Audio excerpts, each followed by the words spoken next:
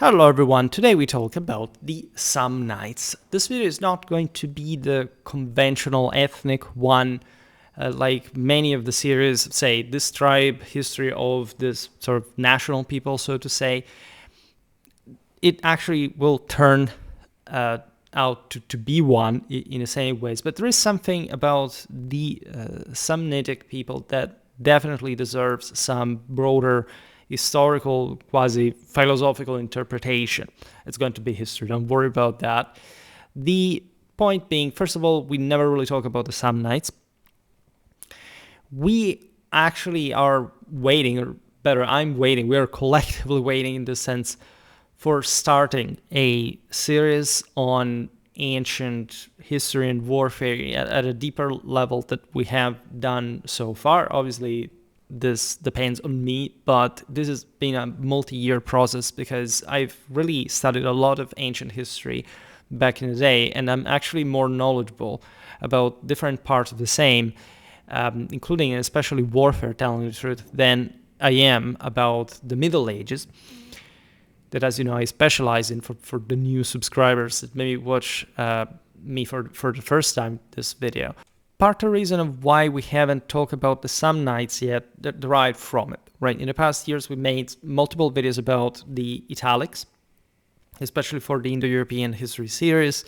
We've seen them in different contexts from sort of from an ethno-cultural standpoint, from a linguistic, etymological point of view. We often talk about Italic languages. I made multiple videos in particular looking at obviously the Latin language per se. There is, in this case, also other Italic languages, including the Oscan one, spoken, in fact, by the largest confederacy in Italy, numerously speaking, in parallel with the Latins, right, that deserve particular attention, also from a strictly philological point of view, also for the theological insights that these translations and sort of analysis in a broader ethnoanthropological sense can provide.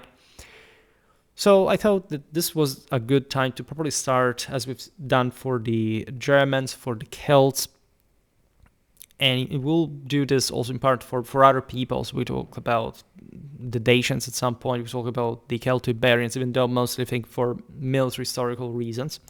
We made enough about the Romans, and again, some aspects of Italic history for starting this in a more consistent fashion. Naturally, when we study ancient history, it's never about the simple fact or the event in itself, but its deeper meaning historically. What did the Samnites mean for Rome? And in this sense, how much does this still mean for us as a consequence in a world that was taken over and transfigured by the Arabs, right? For centuries, the dominion over Italy was fiercely contested from the Romans by another great peninsular people that are, in fact, the Samnites. These were an Oscan-speaking Italic confederation of hardy mountain tribes who inhabited the rugged central southern Apennines in what is now roughly modern Molise, southern Abruzzo, and parts of Campania and Apulia. We will see now better who these guys were. If you're interested in some sort of broader background, Italic migrations, etc., I made, as you know, a video explaining in many ways like what kind of stock these peoples were, how they had, even though we have scarce documentary evidence, like from an archaeogenetic point of view, how this had come into being, and we'll make lots of more proper videos about that.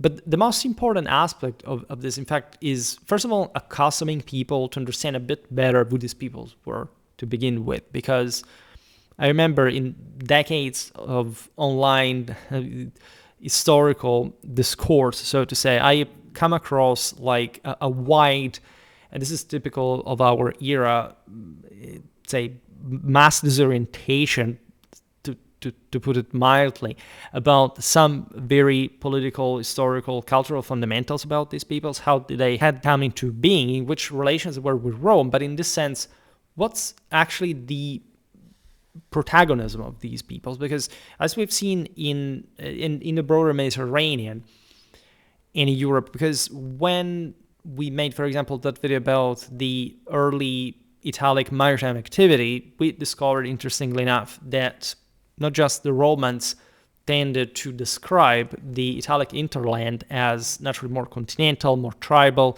more sort of highland anchored, and generally speaking less developed than the Latins and other peoples inhabiting the peninsula, not just among the Italics, but that in fact all Italic peoples, including the Romans, were described by the Romans themselves as somehow down the line, we're talking the later Republican period fundamentally, and in relation especially with Hellenistic historiography and sort of, and in even antagonism / competition with it, as some peoples that basically sprang out, not necessarily out of nowhere, but fundamentally stressing the fact that Rome has started just like a city, and that therefore there was fundamentally a specific identity attached to it, which is correct as a concept, but that does not, that sort of isolates, in fact, this world and contrasts it with the broader universe out there. And in fact, Rome was able to conquer all these people, which is extraordinary in and of itself. It's definitely true by some degree.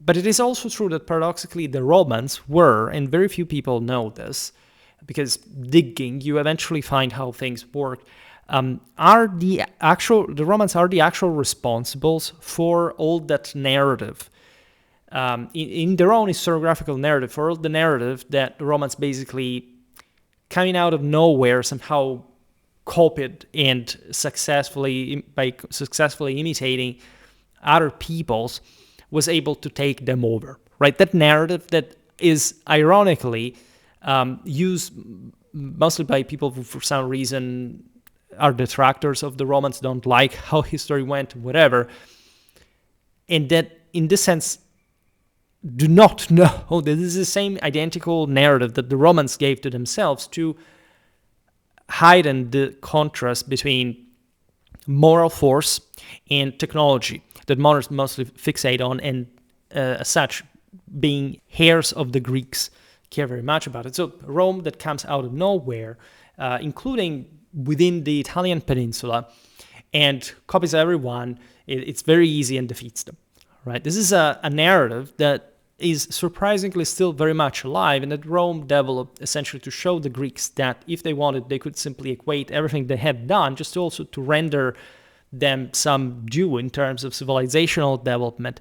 But in this sense, bringing modern historiography, so distracting a bit our world in terms of where did actually Rome come from in terms of this broader moral, political, cultural force that was able to take over the Mediterranean. In that video about the early Italic maritime activities, we observed how, in fact, in prehistoric Italy, the very ancestors of the Romans, the Indo-European populations that at some point arrived in ever larger quantities between the end of the second and the beginning of the first millennium BC, that were very similar, speaking of bell-beaker culture of Gallic inhabitants, but had also some elements indeed from Central Europe, and in any case, like Indo-European migrations were happening from quite a while. So I'm not going to digress on that. We're actually incredibly active, right, and over exuberant from a demographic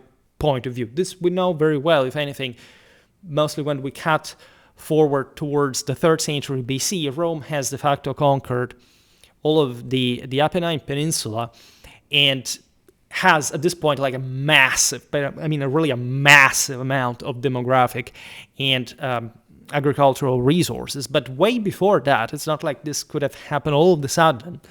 In a place that was merely broken and sort of enriching itself only when Rome had arrived, is quite well exemplified by the fact that even very sort of more politically concentrated peoples that were famous for their maritime endeavors, let's not talk about the Etruscans that are very interesting in this and they were a majorly catalyst force in all this, but like Carthage, for example, that is often depicted, according to the same Roman narrative, up to the Punic Wars as just like a hyper naval power without any challenge, aside from having been beaten back by the Etruscans that were in this sense controlling great part of the Tyrrhenian littoral, as you know, along the western Italian coast had basically been asked by the Carthaginians not to expand with war bands, with landings in North Africa, everywhere. And we understand that this is valid also for the Greeks, right? When you open the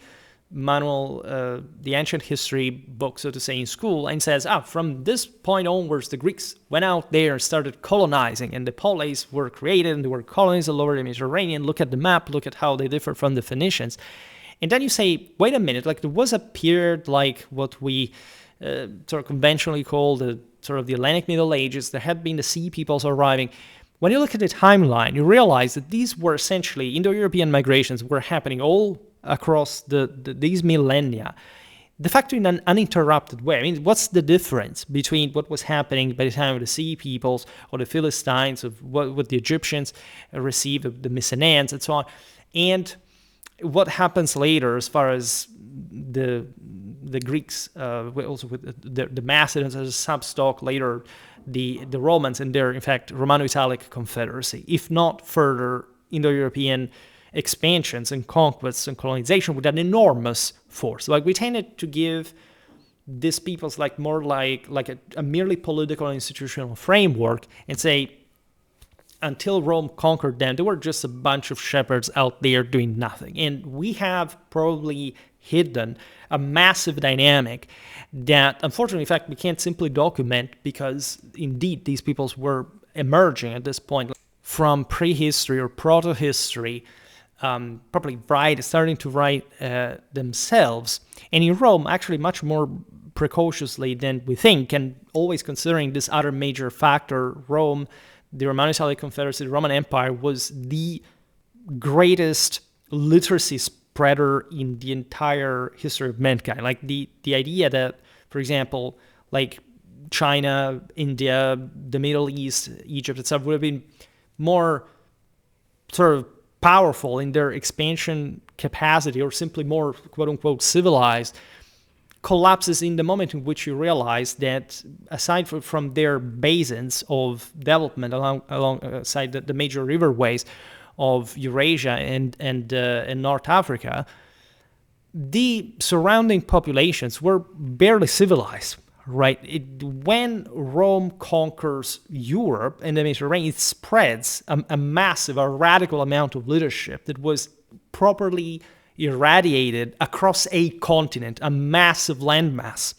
And this continues further with the process of Christianization, which is a Roman process, and beyond.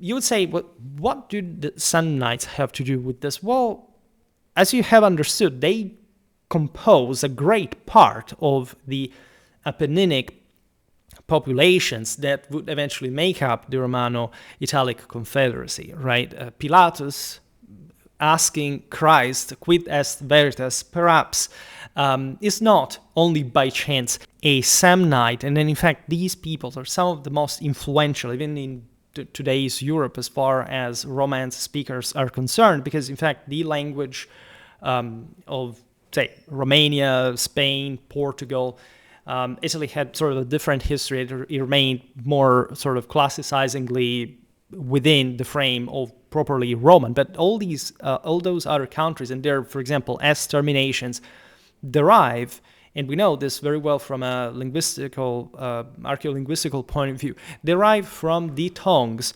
of these rough Apenninic shepherd stocks that fought for centuries against Rome, eventually becoming also the greatest success of Romanization, properly the same Romano-Italic Confederacy who conquered the world entire. And so rather than being confined to, look at the Samnites, who was there before Rome, or, what are they, or within also their merely sort of provincial dimension, and knowing, in fact, that we're coming from elsewhere as well, or at least sort of eventually in the moment of the conquests in Italy, blending with the local population as well. And I will make more videos about this as far as the relation between the Indo-Europeans and the Pelasgians. As you know, I made a couple of videos, got lots of views. That, in fact, we can base on the very information that we have regarding these peoples to begin with, really occupy in the history of mankind a much more important space than I think is normally attributed to that.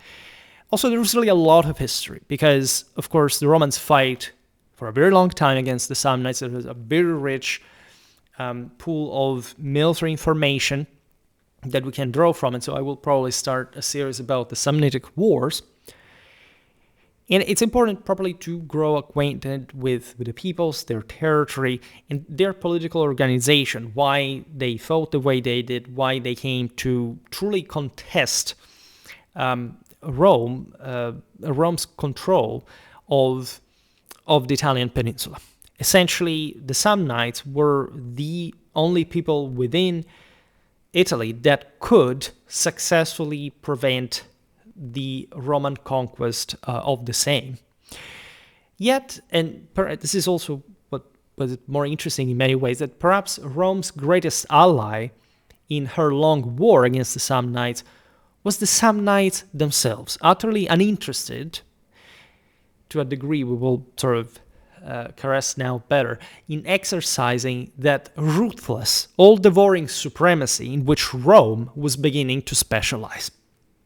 Right? We have, obviously, especially in our history of religions, of tradition, attributed a very positive character to the Roman conquests, and this judgment that does not change in its rigidity and inflexibility towards any kind of acceptation of defeat. And it is, in fact, against the Samnites that the Romans would give likely the greatest, and in this sense, perhaps underappreciated proof of not giving up, not yielding, not even entering their mind that the idea that they may have been defeated at some point, and then in fact brought them straight to victory. Right.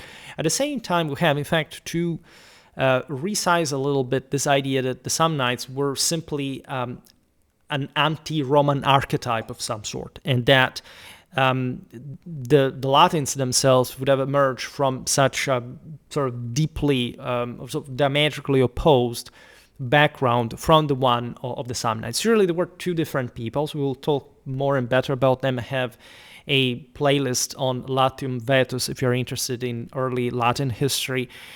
But it's obvious that these peoples were very similar with one another. Essentially, they spoke the same, sort of different branches of the same quote-unquote national language. They lived a few hundreds of kilometers from one another, so obviously they knew each other very, very well, as also those naval activities that we've seen all across the Mediterranean in previous centuries were really concerned. And maritime activity, in this sense, is also an indicator of pretty open mindset that is able, in fact, to project one's political and strategical capacities pretty far away, right, as far as plundering Egypt, Levant, and so on. The Samnites were a people strongly united yet equally permeated by a deep-rooted sense of independence and a profound attachment to their own freedom. They formed a powerful confederation in military strength and territorial influence rather than a centralized empire. Nobody, naturally in Italy, not even Rome, sort of started like that.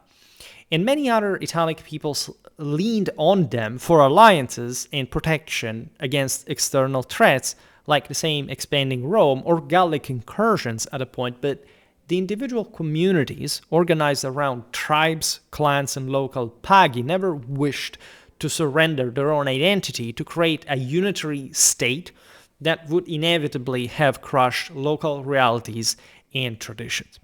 So this, from one side, is a good presentation in the sense that you have a nationally cohesive people, right? The Samnites were actually subdivided in different tribes, but the fact that they were united in a confederacy that controlled a major part of the central and southern Italian landmass and controlling sort of the most strategic passes of the Apennines and therefore like the coastal plains that could be accessed from there is an indicator that even as separated tribesmen, they had a profound self-awareness regarding their political and territorial control. They were strong, right? They had a moral force that will be shown, in fact, in the wars against Rome. This is truly proper also many other populations that lived fundamentally within the same Samnitic sphere influence, and that in fact Rome had eventually to take down one by one, even across generations, that while smaller were incredibly difficult to properly defeat, as they enrocked themselves into this sort of pretty grim and towering central Apenninic strongholds that, in fact, were, as we'll see now, provided by an important degree of wealth. Like, for example, we made recently some videos about the Latin Oppida, but when we look at Italic settlement, also among these peoples that were less developed than the Latins, we see, in fact, some pretty advanced proto-urbanization that was already yielding effectively to a proper urbanization alongside the Etruscan and, in this sense, adoptive Latin, more specifically Roman model, right? But in other words, they were more advanced than we normally credit them for. They were, again, very similar. Like, the Italics were relatively homogeneous. There were some peoples naturally that were more or less developed. The Latins were the richest. If you look at the Brutium in the south, far south of today's Calabria, those were considered like some savages, for example, by the neighboring Lucanians, that instead were among the richest peoples, that also, as you know, bit off some Epirot invasions back in the day, killing a king and harassing the Magno-Grecian, in fact, Hellenic polis of southern Italy and more, right? The same Greeks leave us with some very specific idea of the southern Italian coastline that you can also appreciate as early as the Odyssey, basically, in which all those monsters and sort of menacing creatures dwelling the various Italian gulfs and straits, etc., were nothing but pirates, essentially, were the instantiation of some local lords that dominated over these places, were, as we've seen, pretty eager actually to cross them. All right, there was trade with other countries out there. There was therefore projectional capacity. Think about the later Mamertines at a point that they simply occupied Messana in Sicily from the Italian hinterland. Think about that. We have descriptions specifically of some warlords with their chariots in the Bronze Age, like nestled in some sort of fortified hilltop on, say, I say it just for the sake of stereotype, like the Amalfi Coast. I mean, you can imagine, like, literally, like the commanding positions, in fact, that later would be still used by the communes. What is interesting is that, in fact, you can look throughout all Italian history in particular, again, after Rome, so in the Middle Ages, we will come back to the southern Longobards, etc., a profound level of autonomy and identity in this part of the Italian hinterland, right? Also, from an ethnogenetic point of view, there is a much greater, properly Italic backbone stock. Later, also, the Germanic peoples fundamentally occupied this more strategic and more far away from the greater urban centers lands as some sort of military colonies. And in many ways, these ancient Italics from the mountains were indeed the inheritors of some more historically traditional and primitive way to war and religious approach that, however, as we will see now, had not sort of succeeded, unlike the Romans that were unique in this, in overturning that profound decline of the world that was essentially eroding the entire world races as far as following into some more Pelasgian mentality as opposed to the glorious Uranian reaffirmation of an Apollonian rule and sort of absolute virility through fixing the Roman eagles across all these territories and raising to the ground Carthage, being sort of the opposite archetype, and in fact giving the world really a new face in a divinely incarnated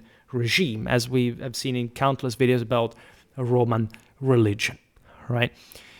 In fact, when you look at this sense of autonomy and freedom, I mean, which people did not really have it, like they wouldn't go down without a fight. It takes perhaps, in fact, more for certain peoples to do so. In fact, this is sort of a different struggle with Rome compared to the one that she would have later, for example, with the Celtiberians or other peoples, for example, in the Balkans and beyond, because those were truly more sort of, there were places that Rome did not have much of an interest to simply control because they were fringe, all right? And in fact, the peoples that sort of battled the most were also the ones that required more Roman commitment as far as they were more distant from the places that really matter in terms of the control of the Mediterranean.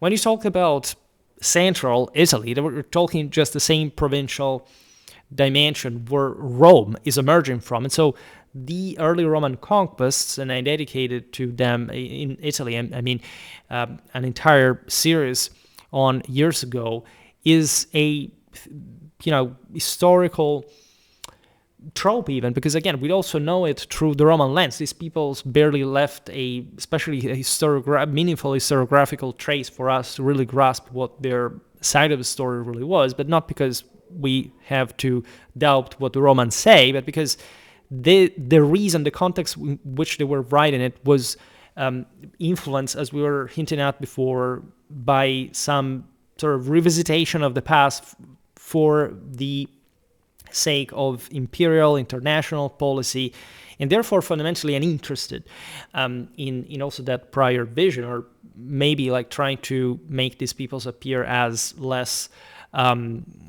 sort of combative, or at least sort of opposite to Rome as they had actually been, right?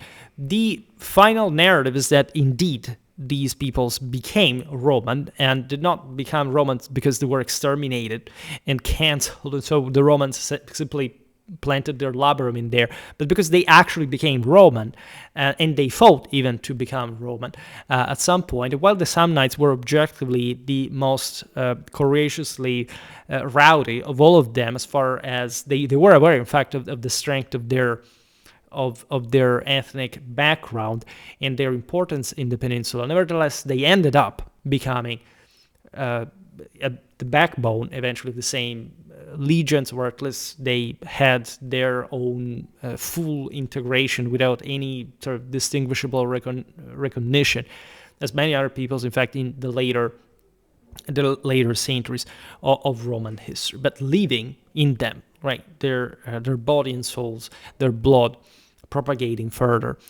And in this sense, what the Samnites were essentially mirrors the scarcity of resources, the fact that obviously a highland, the various plateaus in the central Apennine do not provide you with enough resources, right, to be so cohesive as to, first of all, impose a proper, quote-unquote, centralized is too much, but say concentrated rule over one another. The Latins, in a sense, were just like that, but they were more advanced. They had sort of de facto cities at some point. Some already ruled over the other. There were some Latin leagues. They went to war together. They were in this sense, whenever you see that kind of link, you know that they are sort of closer to one another. They're less districtable from one another.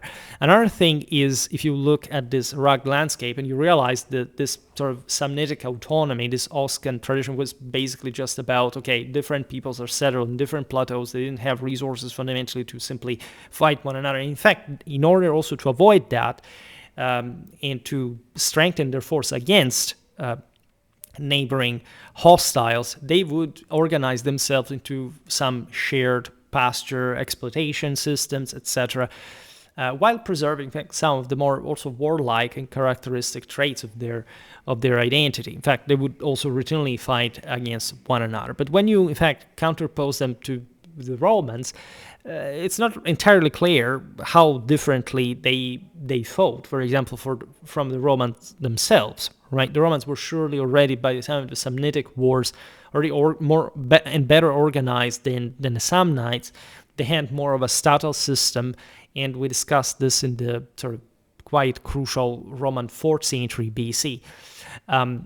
Indeed, the Samnites were some tribal shepherds in many ways, but at the same time, their expansion had been already spilling over in many parts of Italy. If you look at Capua, that is the same city that seeks help from Rome against the Samnites, you realize that those were Samnites. They were Oscan peoples themselves that had taken over those urban centers that had gentrified, and they were now sort of not able at least to withstand the onslaught of this immediately sort of interland located, closely located Samnitic brothers, other than cousins simply, right? And the same Romans actually had to cope with Oscan populations that had kept resisting.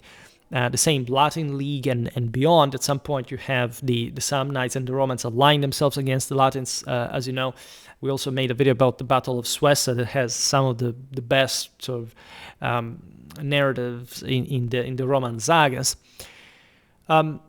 So yes, there is this tribal bucolic ideal of the Samnites, but it's also something else. Right, you want to really appreciate their social institutions, balancing inequalities and ensuring a certain equity, as I've seen in the distribution of wealth.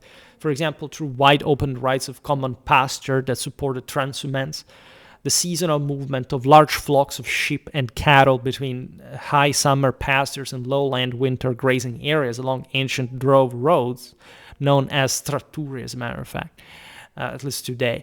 And so you can't help but realize that, of course, like tribal peoples were in general very wary of the possibility that a single leader could emerge and start dictating rule to the others. So you see this among the Germans. There is also at a societal level a general distrust towards he who can sort of control more, even though local chieftains would try their best to do so. And so the Samnites were just in a slightly lower level stage of development than the Romans. And we document the tribal dynamics, as we're just saying here, for basically any other tribal people in continental Europe. The Romans eventually took over, also with rank and file Samnitic legionaries. So in this way, in Samnium, it was impossible for great latifundia to form immediately. There were surely large estates of some of the most powerful lords, but everything was was less stratified and therefore more egalitarian, right? This obviously tells you that, again, the Samnites did not really have the means for growing economically as far as the Latins, for example, but would at the same time become free from an overbearing oligarchy like those that plagued Roman society, that only through its own enlightenment fundamentally succeeded in accepting the access of the plebeians in the army as what will become fundamentally Roman citizens, and in fact unlocking a massive power that is the same one that will overwhelm the same Samnites on the longer run. The heart of this confederation of freemen lay in Molise, the modern Italian region that preserves much of the ancient Samnium's core mountainous terrain and cultural memory. This is interesting because Molise, as an administrative district, is pretty recent, right? Among the various Italian so-called regions, it emerges fundamentally from a medieval county that was eventually, like in the 20th century, risen to the rank of region, right? And it does not bear in such administrative scale like a memory of the Samnitic past, right? But it's in this sense, in this sort of foldings of Italian territory, that paradoxically the core, especially in the hinterland here, of the Samnitic people really lived, right? The archaeological sequence in Samnium, however, in fact, begins far earlier than the historical Samnites themselves, like in the final Bronze Age, to roughly between 1200 and 1000 BC, the Upper Sangro and Aterno valleys belonged to the so-called Proto-Villanovian culture. This was a widespread Italic group known for cremation burials in large dolly urns accompanied by simple bronze panes and ornaments, with finds extending from Alfedena in the mountains to the Pescara River basin toward the Adriatic, right? So these places would naturally be at some point invested by new waves of Indo-European conquerors that eventually would later be collectively named after the land, Italics, right, from Vitellium. And again, we will talk about this in another point. It's just like the Latins. Like, we don't know how these groups called themselves. They just took the name, obviously, from the Latin, from the idea of this, the valle, for this wide territory. And so you want to appreciate this sedimentation of rules from the previous centuries. And by the 9th century BC, a distinct local facies had emerged in the Biferno and Tamaro valleys, marked by large apsidal huts handmade in pasto pottery with cordon decoration, and the first true hill forts at sites like Monte Vairano, Croce di Tappone, and Terravecchia di Sapino. These early fortified settlements strategically controlled key mountain passes between the Abruzzo highlands and the Campanian plains, as we were pointing out before, with an obvious sort of domineering position, while already practicing seasonal movement of flocks along routes that later became the great Trattori Transhumance trails, demonstrating continuity in pastoral lifeways over many centuries. We've seen them also. They would become very important at some point in the Middle Ages, also to counter baronial force. Interestingly enough, during the Aragonese period, right, the kings of Aragon would confer to these transhumant communities in the hinterland some important charters to counter the feudal forces that were threatening the same monarchy. And for telling you how, in fact, it's sort of difficult to control these areas to begin with. We've seen it in many videos about the Normans, about the Angevins, about everybody pretty much, like the Franks, the sort of the other Italic kings, and the same Longobards from the north initially, right? So this dated back from a long time before. Poland diagrams from the Matese lakes show that at this date the high basins were still heavily forested with fir and beech. The open pastoral landscape, familiar from later centuries, was created only by deliberate clearance in the 8th, 7th centuries BC.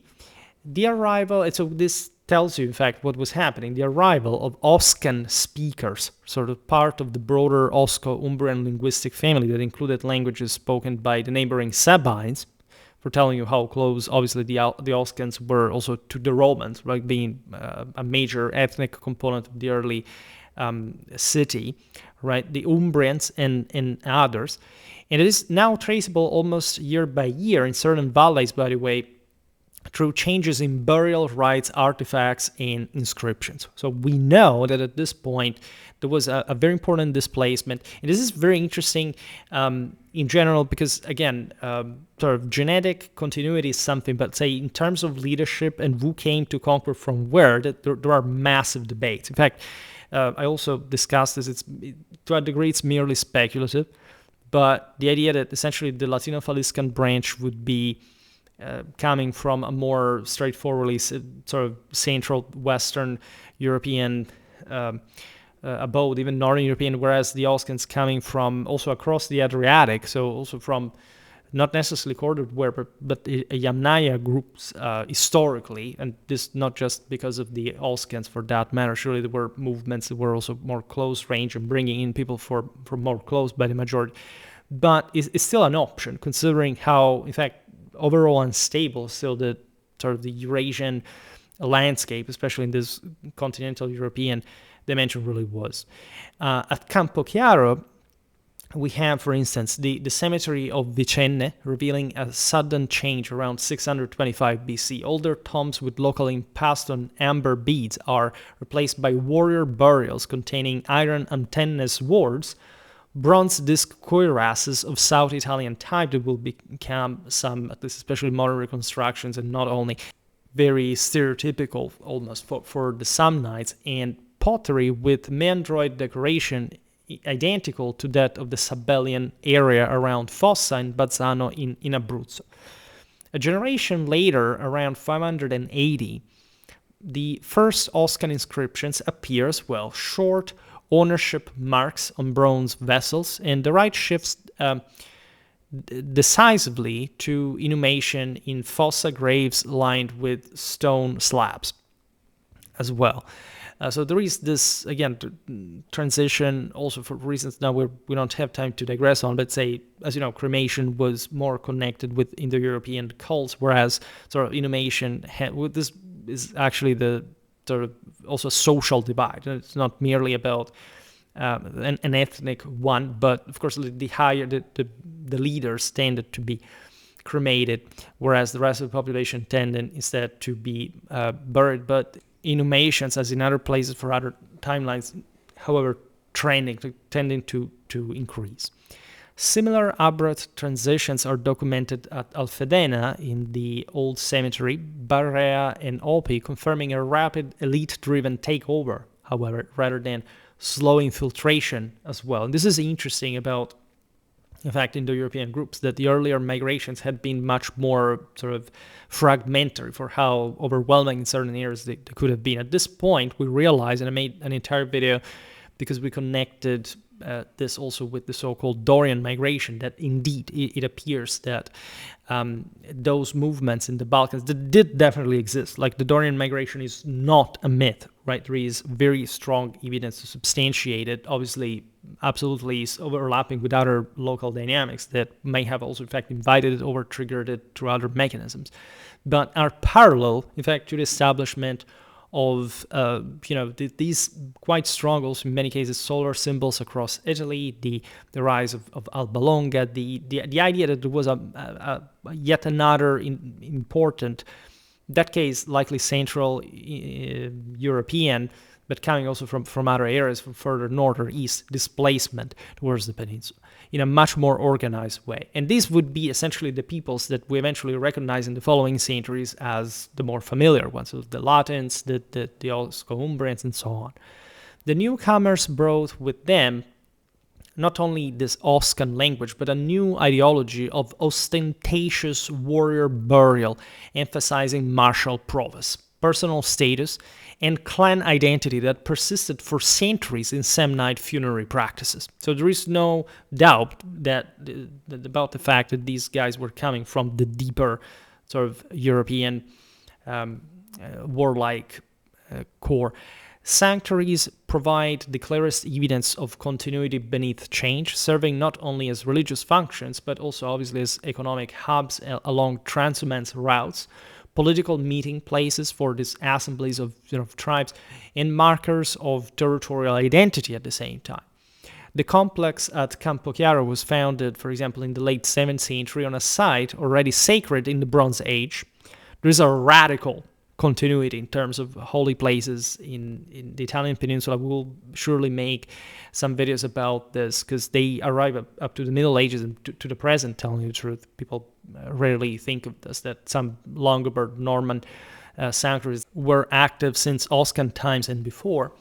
Votive deposits begin with simple bronze pandan and fibula and gradually accumulate thousands of objects, kuroi, korai, anatomical ex-votos, and above all the famous belt plates depicting single combat between fully armed warriors that reflect aristocratic warrior ethos. So here we are barely at the dawn of Italic history proper, because as we see here, probably script starts appearing more frequently associated with these peoples. The sanctuary at Vasto Girardi, discovered only in 1980 in the Molise highlands, and God knows how much there is actually up there, preserves a remarkable sequence from the 6th century BC to the 1st AD. Without interruption.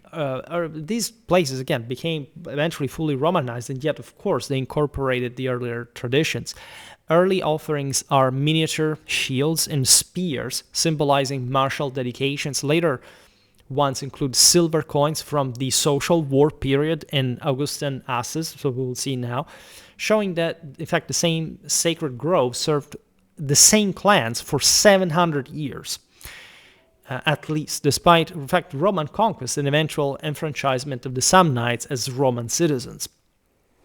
This is perhaps one of the most underrated aspects of Romanization, in particular considering how harsh the Romans were on the Samnites and how, in fact, sort of tough these had been in their resistance to her. Ancient sources, including the Roman historian Livy and the geographer Strabo, divide the Samnite people, so now we can historiographically trace, to four great tribal units. The Pentri, the Carricini, also known as Carraceni, the Caudini, and Hirpini, which formed a loose confederation capable of electing war leaders for major campaigns, but without a permanent federal assembly or centralized capital. The first and most important of these tribes, the Pentri, inhabited a territory that roughly corresponds to the present-day province of Isernia, straddling two rugged mountain chains, the Mainarde and the Matese Massif, with their capital at Bovianum, that is the modern Boiano, differently spelled sometimes with I or J, in Molise. The Pentri have come down to this. This is basically like the core tribe, the strongest one. So Bovianum in general represents a bit like a Samnite capital, but again, it's not a capital, if not for the Pentri.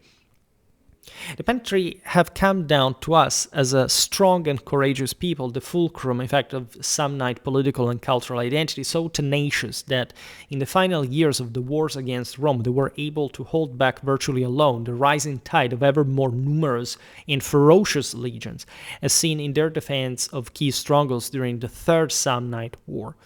The main Pentrian cities, besides the aforementioned Bovianum, were Isernia, so Isernia, later a key Roman colony, because obviously the Romans were founding new cities, or initially probably as army camps to garrison these occupied populations in these quite strategically located mountain passages.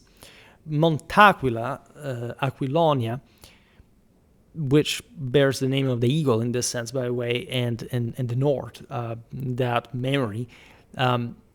Pietrabondante, these are famous names if you're into sort of Italic archaeology, Samnitic archaeology in particular.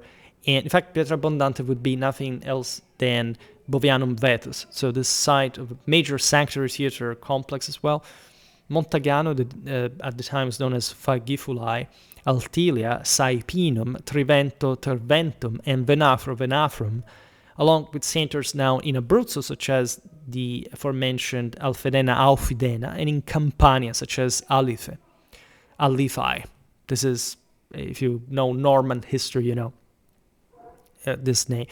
The internal geography of Samnium was far more articulated, however, than the simple four-tribe model suggests, with dozens of smaller peoples and sub-tribes retaining distinct identities as well. So different clans and probably other groups that had also in the boundaries of this territory aggregated with the Samnites for convenience, protection, and so on. Obviously, the Samnites themselves extracted tribute from other peoples. They had some mechanism there to affirm themselves. So they weren't merely, again, this freedom-loving, egalitarian people. They obviously liked that for themselves, but they were, whenever they had the chance of waging their power, they would over the neighboring peoples.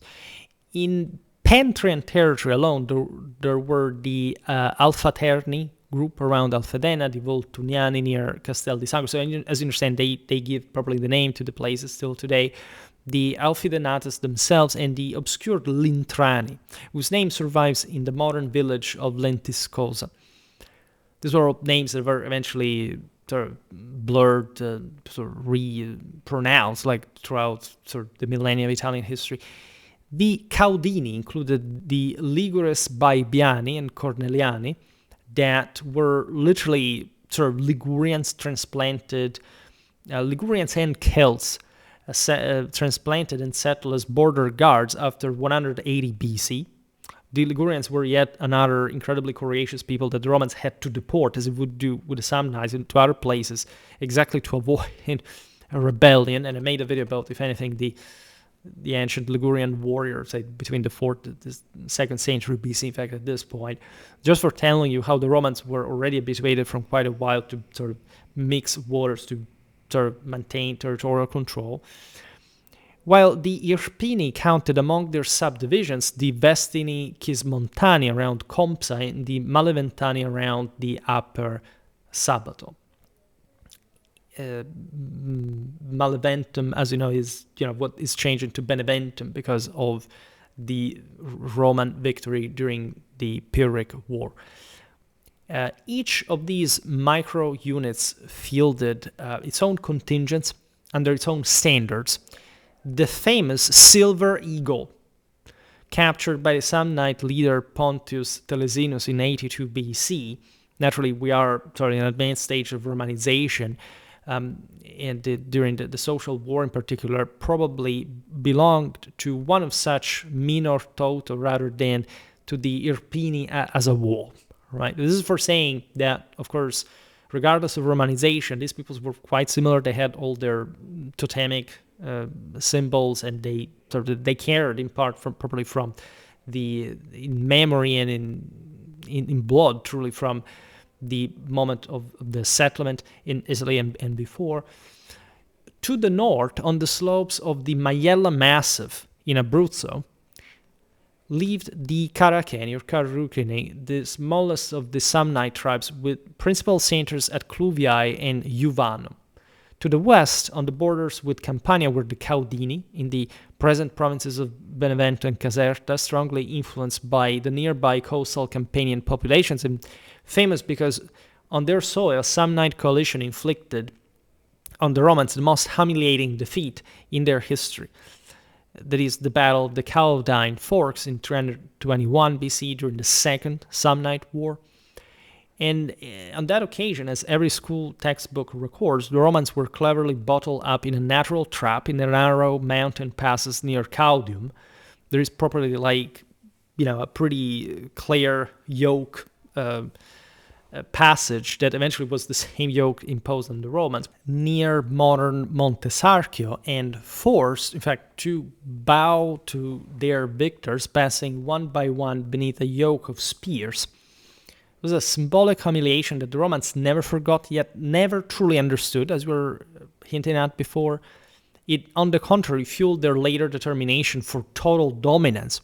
And so what essentially the Samnites had showed as their highest proof of victory, of valor, basically had no psychological effect on the Romans, at least on the longer run, as Rome had this unstoppable resolve that probably did not contemplate anything but complete victory. Right? It's a bit like, I don't know, the Indians at some point, poking the back of blue soldiers by showing, in this sense, inflicting the greatest humiliation they could, but being gunned down because probably they were not understanding each other in that way. And again, probably, as I said before, the Romans and the Samnites actually understood each other pretty well. So probably the picture here is should be less anecdotal and more grounded in how, again, a proper comparison between the military cultures that we will have likely the opportunity at some point of undertaking.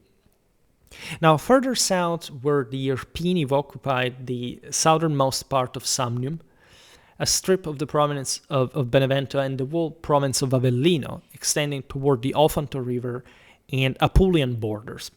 Again, crucial crossroads, as you understand, on probably straddling the watershed of the Apennines.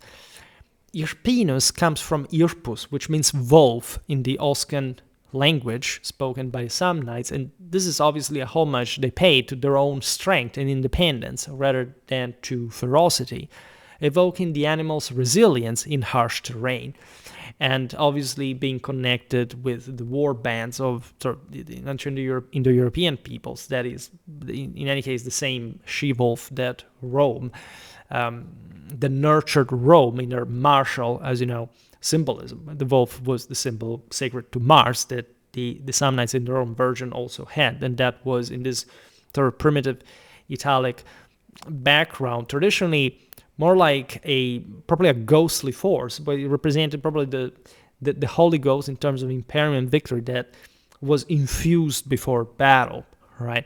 And between sort of Jupiter and the man, right?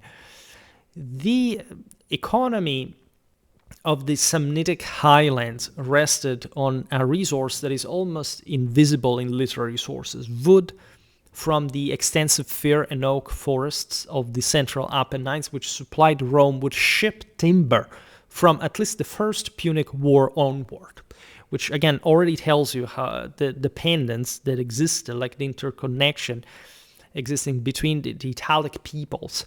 And indeed, like by the time of the First Punic War, Rome had conquered the Samnites, but let's say it had not been a complete subjugation in form, I don't know, of eradication, of destruction of the local economy. On the contrary, there was a cooperation. These peoples had been effectively subjugated, now cooperating with Rome, regardless of what would happen in the Second Punic War, but still, the courageousness at this point, rather, of the Romano-Italic confederacy is what will completely traumatize and shock the same Hannibal after the bloodbath of Cannae, that did not, on that occasion, break nor the Roman resolve, nor, in fact, the overall solidity of the confederacy. Contracts preserved on wax tablets from the Murecine archive at Pompeii, we were talking about the 1st century AD, show that the same Samnite families who had once fought Rome were now delivering fir beams from the Matese and oak staves from the mountains of the Taburno to the shipyards at Misenum. And so actively working in full cooperation with Rome. By that point, again, that we shouldn't accentuate the Samnites as just the guys who opposed Rome, as if the other Italics were just okay with that. Simply, they had been defeated and subjugated, and sort of they were offered by the Romans this advantageous deal of having their elites co-opted and also being sort of having their peoples further integrated into the Confederacy, paying like their due in terms, especially of the ally troops that served alongside the Roman citizen legions, but that in this sense were gradually, increasingly, as virtually indistinguishable from the same Romans, were again largely essentially a single people. It's as if you said, I don't know, the Germans. Did they consider themselves the Germans as a whole at this time? No, but obviously they had an important ethno-cultural bedrock in common, just like, I don't know, the Gauls or the Iberians and so on, regardless, in fact, of their political unification. In this case, as you understand, also even more. Charcoal production for the Campanian iron industry was another major activity of the Samnites. The enormous slag heaps at San Vincenzo al Volturno and along the Calore River date precisely to the period of Roman colonization and represent state-controlled extraction on a scale that must have begun earlier, however, in fact, under Samnitic management of local resources, and that therefore could supply an impressive amount of resources also to a Samnitic force that at some point, in fact, took the Romans head on in open field, even though that was not their favorite way of engagement. But yeah, they had the means, and so the impressive capacity, fielding tens of thousands. Textile production was equally important. The vast flocks that moved along the Tratturi produced a coarse wool that was processed in every mountain village. Spindle whorls and loom weights are the commonest finds on 4th and 3rd century settlement sites, and women's tombs at Alfedena and Aufidena regularly contain bronze distaffs and silver hair spirals. And this obviously speaks of some important surplus for these highland communities. The famous Samnite cloaks depicted on South Italian vases, heavy rectangular mantles with colored borders, were probably the product of these highland workshops and were exported as far as Etruria and Magna Graecia. After the Roman conquest, the imperial Annona Militaris continued to draw thousands of these saggy military cloaks from the same mountain districts. In fact, we talked about this in the video that I made about the Roman military mantles, cloaks, and so on. Naturally, the weather had an impact. Like the Apennine hinterland is pretty cold. Like there are some areas in the Abruzzo area that have some as low temperatures as Finland, as a matter of fact. So you may want to appreciate that. Adding to this already vast stretch of Italy, the territories of the numerous Samnite allies, including groups like the Lucanians, parts of the Frentani and others, the domain reached north to the Marche regions and south to Calabria, effectively covering much of southern Italy at the height of the Samnitic influence. All right, so again, these were broader, looser coalitions. At some point, like they also quarreled with one another. The Samnites obviously were not particularly fond of their neighbors, as this was mutual in general in that tribal context. But of course, they had to unite on multiple occasions, especially in order to attempting to stem Roman expansionism. And in this sense, what strikes you from a political and strategical point of view is the extraordinary depth of the fortifications defensive system. Right, the Samnites revealed themselves to be, in fact, quite heavily infrastructured as far as fortified hilltops, like also more fleeting types of fortifications connecting like the various territories. The great polygonal walls, for example, that impress modern visitors at Saepinum, Altilia, Isernia, and Beneventum, formerly, as we've seen, Maleventum, are only the final Roman or late Republican phase. Obviously, whenever the Romans arrived, they put a stone on it, so to say, and that's also how they tended to refound cities. We've seen it also in the video about the Oppida.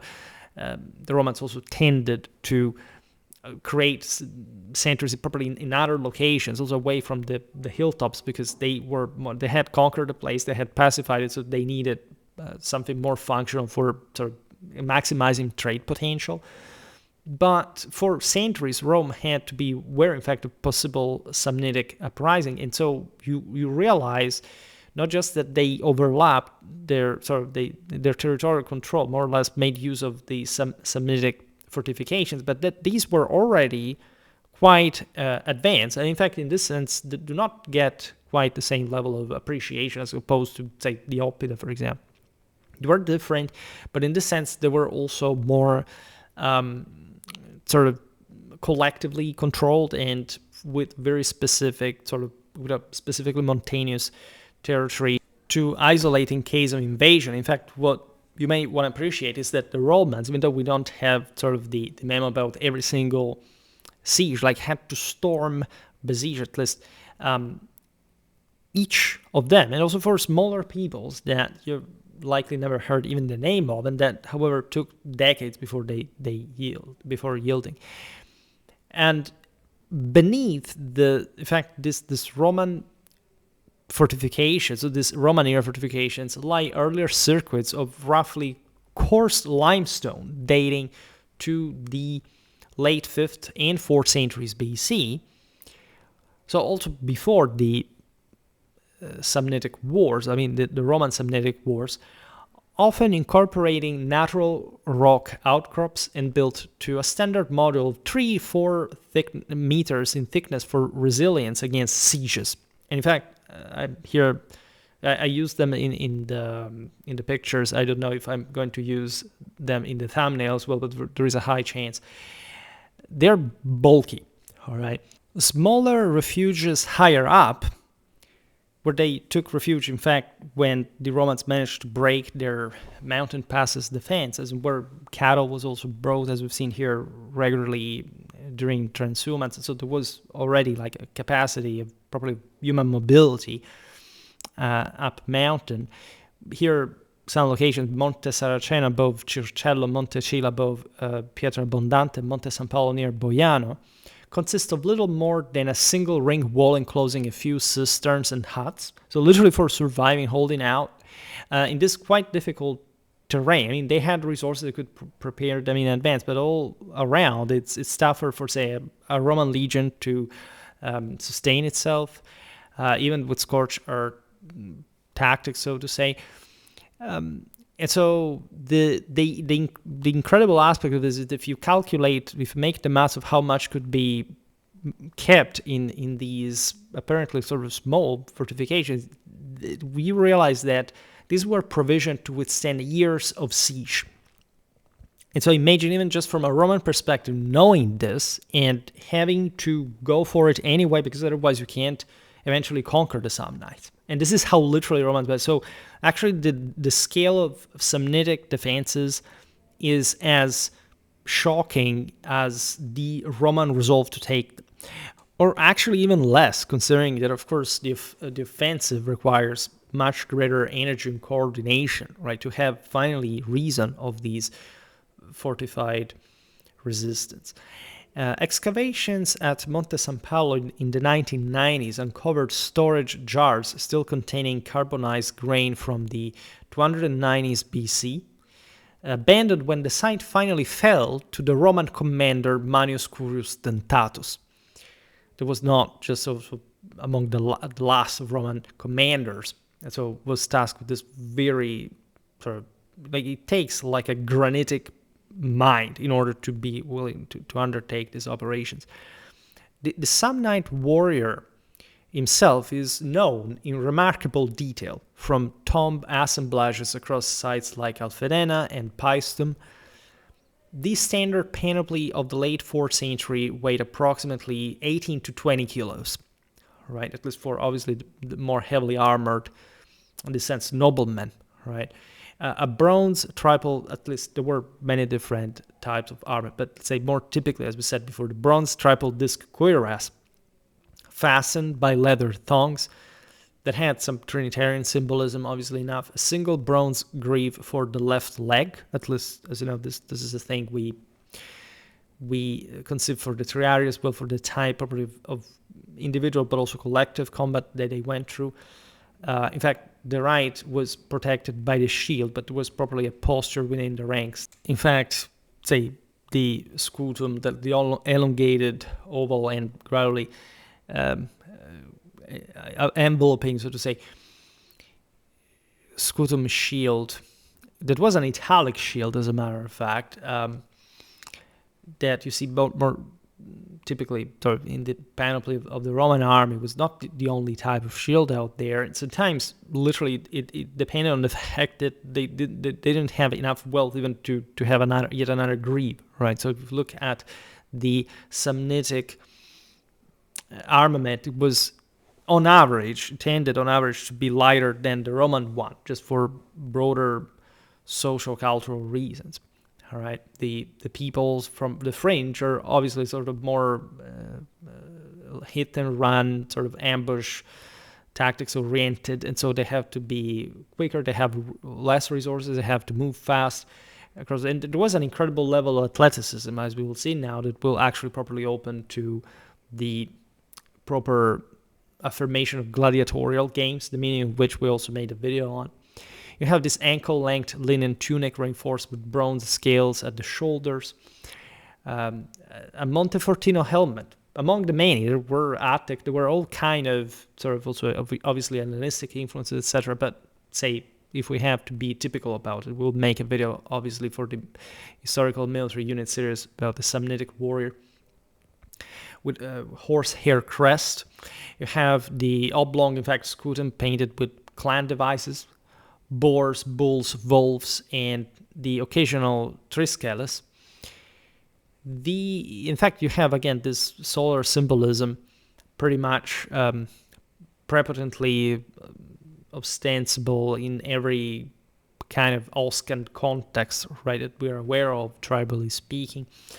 You have the also the broad bronze or leather belt as the most personal item, so the equivalent of the cingulum militaris. Every adult male warrior wore one as a symbol of status and martial identity.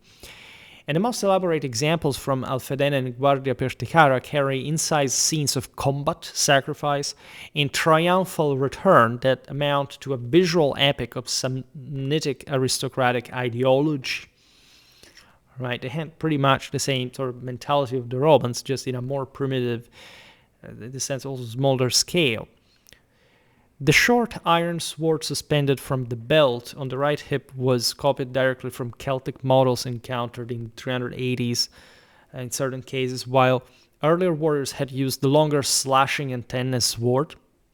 They were, telling the truth, lots of curved swords of the coppice type, just like the Romans. If you look at some, I don't know, the Lanuvium war, you realize these were massive 70, 80 centimeters blades that could chop people to pieces very, very easily. There was a radical level of athleticism, of equestrian tradition. All these peoples were fixated with horses, even though the Samnites had less than the Romans in general that had access to the broader plains and so on. The Samnites had also good breeds, presumably because of their pastures, etc. But their social stratification, as we were saying before, did not allow for an overwhelming amount of cavalry. All right, there were other good sort of Italic, also Samnitic horsemen, as a matter of fact, in the Roman ally that were more numerous, the same Roman one, but in the sense that there is also a difference in terms of equipment, especially in an early age, who they are, how they fight, etc. And so there had been this Gallic influences from the north as well, but there is also a pretty typical Italic physiognomy. If we're not talking about the fact that if you look at central Italy among the Umbrians, you could find all kind of influence, a mix of Oscan, Etruscan, Celtic, right? And this is also across the Po Valley, obviously enough and beyond. Now, religious life was organized around a calendar that could be partially reconstructed from the Agnone tablet. This is a major Oscan bronze inscription listing deities and rituals. We also used it for the Oscan sort of contribution to our Indo-European theology through linguistics series. You have this scattered inscriptions from sanctuaries as well on top of that, and various sources, because as we'll see now, eventually these languages were spoken for quite a while, even after the Roman conquest. Now, the month of Mamertius was May, was sacred to Mammers, that would be the equivalent to Mars. And this is quite fascinating because the field of Mars, it's likely in Northern Europe to start in May, right? Whereas the Romans normally started their military season in March, that in fact takes the name from Mars. And so this speaks of the fact that the Samnites lived at a higher altitude, and also because of their mountain resources, they just would start their campaigns later in the spring compared to the Romans that had also in general sort of more resources at hand.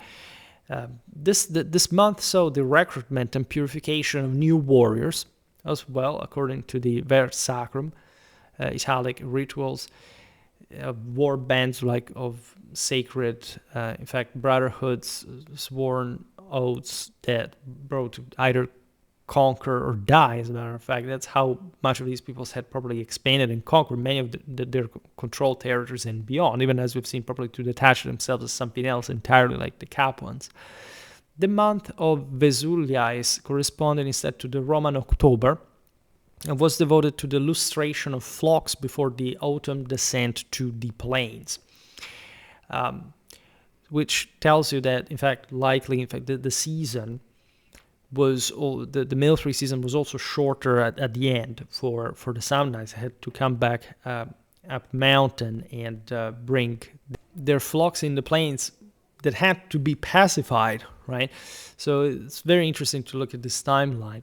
The great festival of the Caria at Agnone itself took place in the month of Anacheta, probably early spring, when the sacred fire was renewed in the typical Indo-European fashion, and oaths of loyalty, in fact, between clans were sworn in the presence of the 17 listed divinities, including deities tied to fertility, war, the natural landscape. They all compounded, however, the ultimate devotion to the God Father. And so this was the moment of probably brokering the right bonds in order to wage war jointly against the neighboring tribes, launching plundering raids across down the lowlands in particular. Animal bones from sanctuary deposits showed that pigs were overwhelmingly preferred for public sacrifice, followed by sheep and cattle in that order, while horses were offered only in times of extreme crisis. As we were saying before, horses were a rare commodity up mountain, as at Campo Chiaro during the social war of 91-88 BC, when Italian allies rebelled against Rome for citizenship rights. And so that was paradoxically the moment in which they actually needed that kind of cavalry, but they could also sacrifice their finest to propitiate the gods for the enterprise. The clash between Romans and Samnites, so the three Samnite wars spanning 342 to 290 BC, involving shifting alliances, guerrilla tactics in the mountains, and major Roman humiliations like the aforementioned Caudine Forks, lasted, as you see, actually centuries in a broader picture. Not just because the Samnites were already active for quite a while, but because there would be uprisings later on. And ended, in fact, as we know, at least in this early phase, with the final, the eventual Samnite subjugation to the Romans by 290. This lasted generations, was a pretty gruesome affair, but it was followed by further resistance alongside Pyrrhus and Hannibal. As we also know, we may still savor the pleasure of imagining our history, and it must be added the history of the world might have changed had the Samnites emerged victorious from that struggle. A hypothesis far from improbable if we consider the deep and bloody traces the war with the Samnites left in Roman memory, for example, evident in literature, place names, and cultural adaptations, and the trail of fears and precautions it continued to generate among both the Roman elite and the common people for generations afterward. The Samnites were subjugated, but the embers were burning under the ashes. Both patricians and plebeians flocked en masse, in fact, to the gladiatorial games, where the protagonists were precisely the gladiators, called Samnites, armed in distinctive triple disc cuirass, rectangular shield. At least, there were also adaptations to different panoply development over the centuries, and helmet styles. That is what effectively characterized the gladiator type rather than how sort of the Samnites fought. And in any case, we probably don't realize how much variation actually existed in arms and armor in antiquity, how much customization, adaptation, and so on. But this is a very important trace, like a Samnitic power left probably in the Roman exorcization of the same. So watching this indirect testimony of the Samnitic proverbial fighting spirit, that the Romans must surely have felt proud of having defeated and subjugated them, yet at the same time, at least unconsciously, convinced that they had narrowly escaped disaster. All right. Naturally, it's necessary to make truly a series on the Samnitic wars to appreciate how true this is up to Samnium, by the way. So it's just like a broader issue. At that point, Rome had grown capable, in fact, of subjugating not just the Samnites, but pretty much even coalesced forces gathered from all across Italy and Cisalpine Gaul. And we will have to cover that too, because there are specific reasons why that is the case.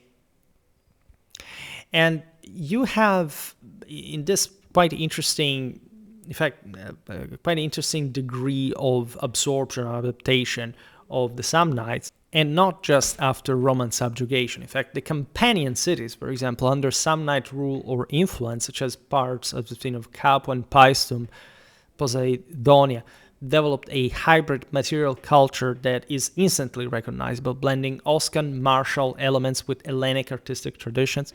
Tomb paintings from Paestum and Capua dated 350-300 BC show banqueters reclining on Hellenic clini while wearing distinctly Samnite triple disc cuirasses and carrying oblong shields.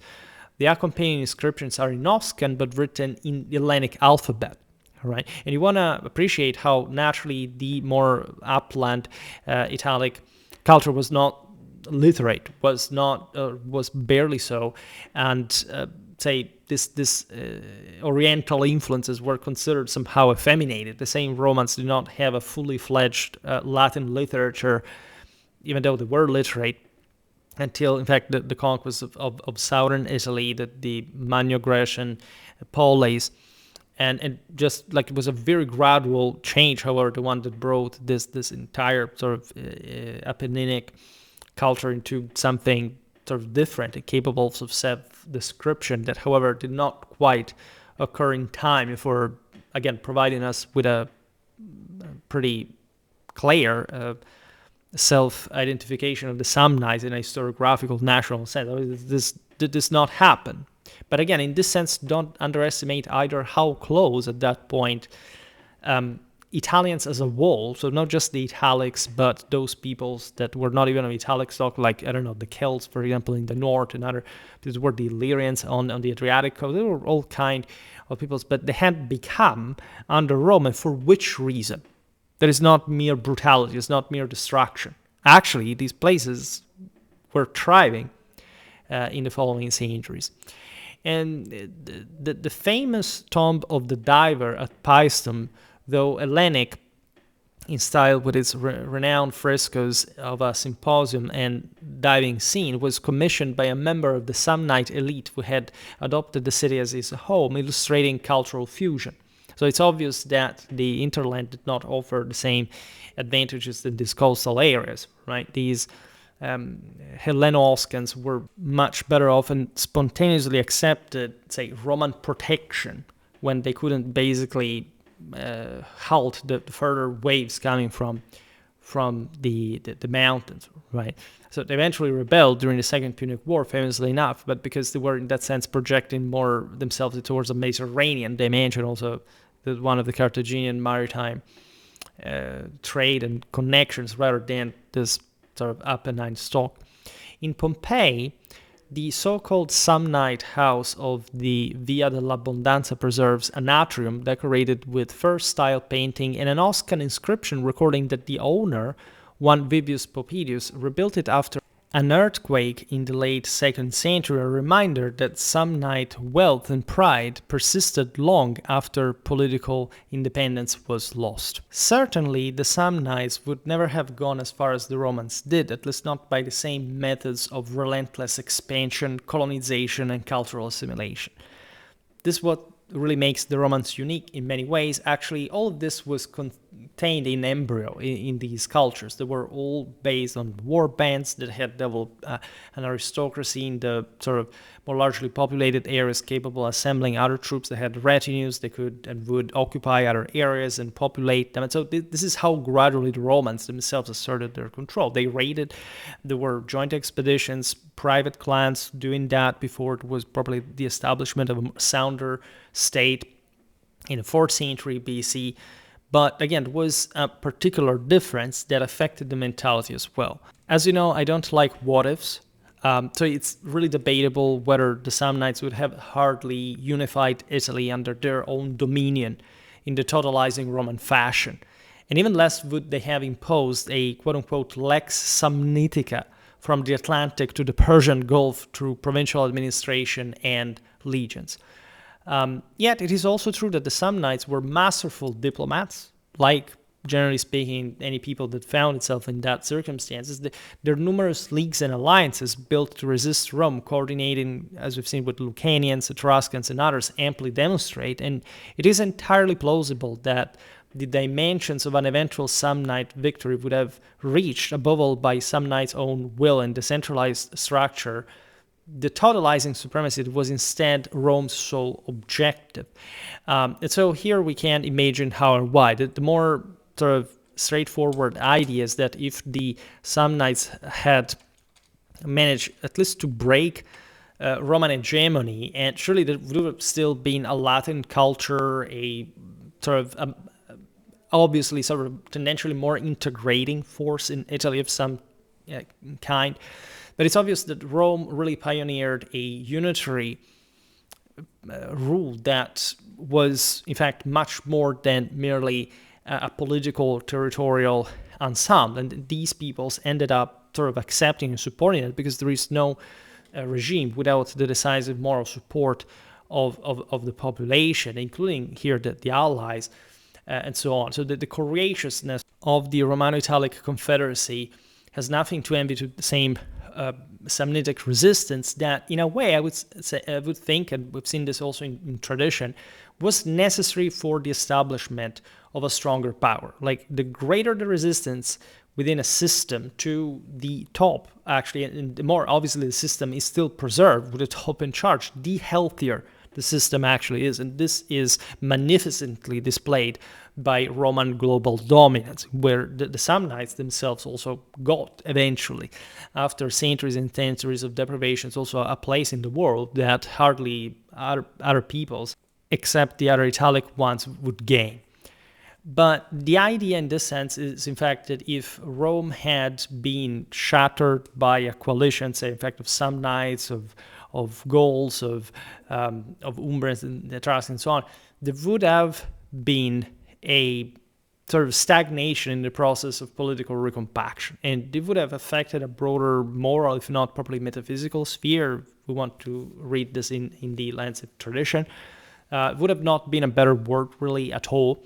However, we can imagine, in fact, for this reason, that the Samnites would have not been capable of replicating from their specific background the same level of imperial power that Rome had obtained. We imagine these Italics, yes, incredibly rich and powerful, but still somehow contained, probably occupying other parts of the Mediterranean at some point, but not necessarily, in fact, being able to create an ecumenic rule, right? There would have been wars with the same epirotes that would have been against the Carthaginians. So any alliance, any siding in later Roman history shouldn't be etched into some sort of just it had to be so. The Samnites hated Romans for no reason, right? They just were born like that. They just were the ones who lost and were, defeated, and so obviously we're trying to rise up once again. But in this sense, we shouldn't counterpose them too much because paradoxically, it's what the Romans more or less gave us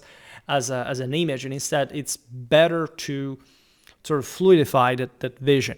And again, I say this because, as you know, I believe that Roman historiography and Roman literature in general is reliable. Like what we know about other peoples is very far from what someone would like to depict as this eternal Roman propaganda that altered history, for which, there were third millennium civilizations that we didn't notice because the Romans wrote history at the winners.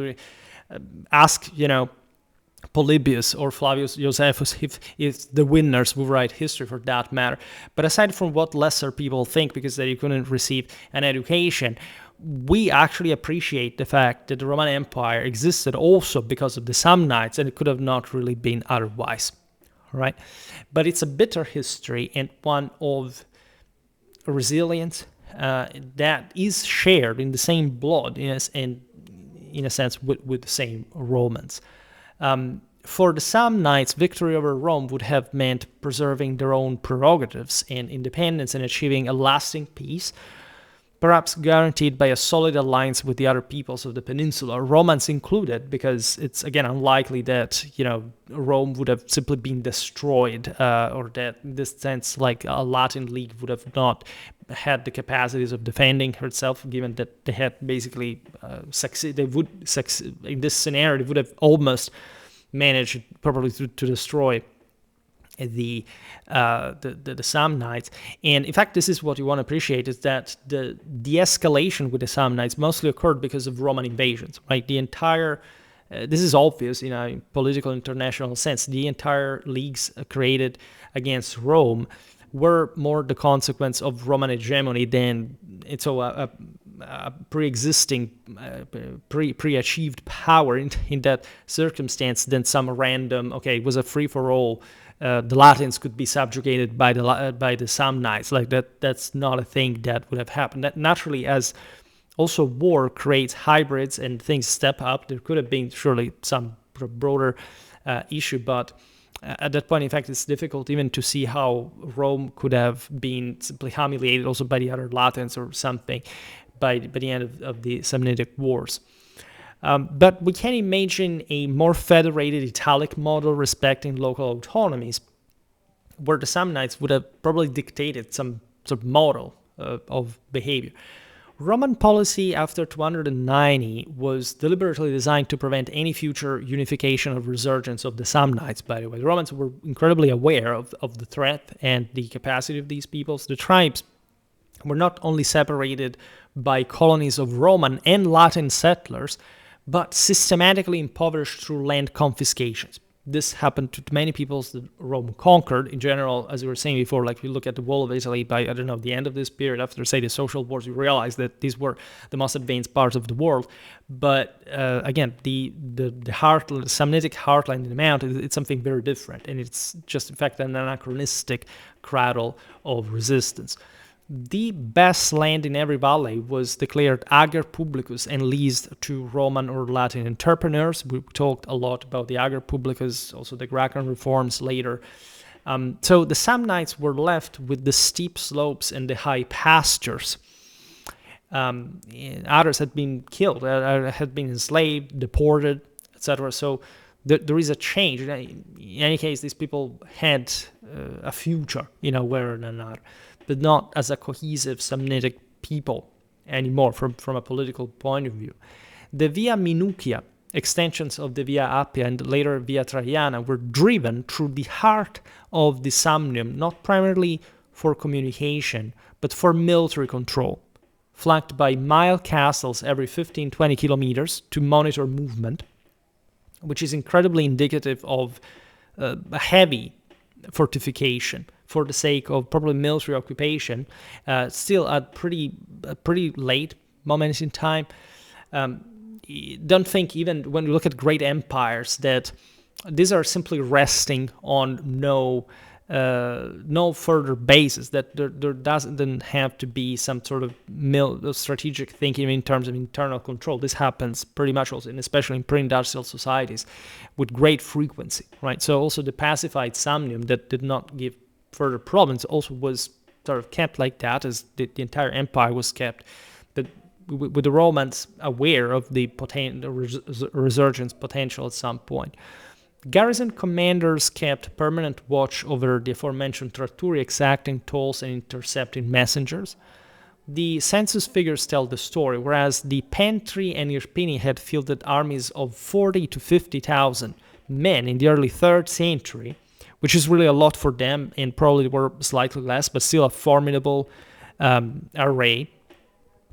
And so capable probably of taking head-on like Roman legions without much of a problem. By 225 BC, the entire Samnium could muster only 7,000 juniores, according to the Hellenic historian Polybius. So this was basically a demographic collapse. There had been an entire strata of the Samnitic population by age had been wiped out by war. Enslavement, mass deportations, and immigration itself, which was also a thing. Many left because the place was destroyed. And yet, in fact, cultural resistance took subtler forms across the 2nd and 1st centuries BC. In the municipal aristocracies, a fashion developed for reviving archaic Samnitic names and titles, right? Saying, we were that people, we still are, right? Men who held Roman magistracies signed public works as Medix Tuticus. This was the traditional Oscan chief magistrate rather than Duumvir, right? And this is important because it shows you how non-really standardized, even just sort of the Roman world was in terms of magistracies, of administration, that there was a lot of ad personam private power that was allowed also to manifest within Roman hegemony from these pre-Roman Italics. The great theater at Pietrabondante was completed in the same period with money raised by local clans who still met in the old convennio assembly. The gladiatorial school, by the way, they understood each other. Like a Roman would have, aside from sort of obviously more local dialect in some places that you can imagine, like would have been varying very much. But let's say between aristocrats, right, between one living in the urbs and someone living in Bovianum, like if they had spoken the reciprocal languages in Latin in Samnite, they would have actually understood each other because they're very similar languages. They're almost basically the same thing. Gladiatorial schools in Capua and Pompeii continued to train fighters in Samnite armor long after the name had become purely conventional in Rome, preserving martial traditions in performance, or at least in the memory of what had been that massive display of military capacity against Rome. The Oscan language itself retreated slowly. The latest dated inscription from the peninsula, not counting the late example from Messina, that was in fact, like, Sicily was basically Italic. Like, there had been, like, the Apennine had been followed by the Italic migrations, right, as probably the main direction, right, of spread, and they had crossed the strait, and of course were, as we've seen, the same Mamertines that literally occupied the city, like a Oscan injection there. The latest dated inscription from the peninsula is a building dedication to Aeclanum from 14 BC, carved, in fact, when Augustus himself was reorganizing the region into the Regio Quarta Samnium. Under the empire, Samnite families gradually Romanized their names but preserved their origins and local pride. The gens Pontia produced the prefect of Judea, whose cognomen Pilatus, in fact, echoed in the Telesinus, who had almost destroyed Rome in 82 BC during the civil wars. So I mentioned that before. Biblically, the Magi of Aeclanum gave Rome a suffect consul in 22 AD. The Hei of Nola and the Blossi of Capua appear regularly in the fasti of the early Principate. And so you understand how actually by Augustus' time, Samnium, the Samnite establishment, was sort of blossoming once again. We can just imagine naturally how the aristocracy had been shattered. This had sort of, in the same Rome, Cannae had lived this sort of change of families, senatorial families. And at the top, like, there had been major cultural shift. We can imagine the Roman conquest and repression of the Samnites having sort of nuked the place. But still, of course, there was always a continuity in social structure. And so these people were actually the descendants from at least the survivors of those wars. Their villas in the Campanian plain were the Campania Felix, right? So also some of the better places. First of all, show this continuity in this Samnite descending towards the lowlands, so to say, as also many Romans did. As you know, Latium and Campania were incredibly close. They were probably the core of Roman Italy historically, and this in part had been the case because, in fact, the Roman and the Samnitic elite had sort of bonded at a point. Capua had been sort of decapitated in that sense after the Second Punic War, but still there had been other Samnites that had also cooperated with Rome, and so that presumably at some point had been co-opted in the same places to rule there.